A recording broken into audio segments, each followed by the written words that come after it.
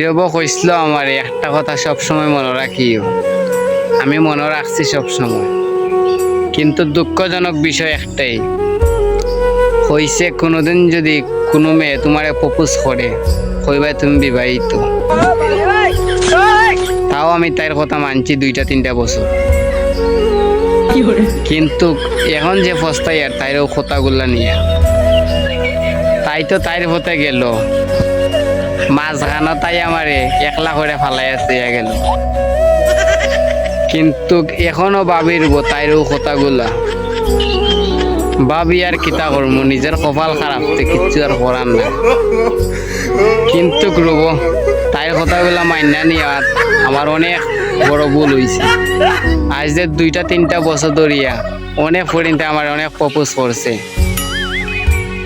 কিন্তু ও বেইমানের কারণে একটা প্রপোজ আমি অ্যাকসেপ্ট করতাম পারি না। তাই তো আর বেইমান, আমিও বেইমানে করা লাগে, আমি বিবাহিত বলে হওয়া লাগে।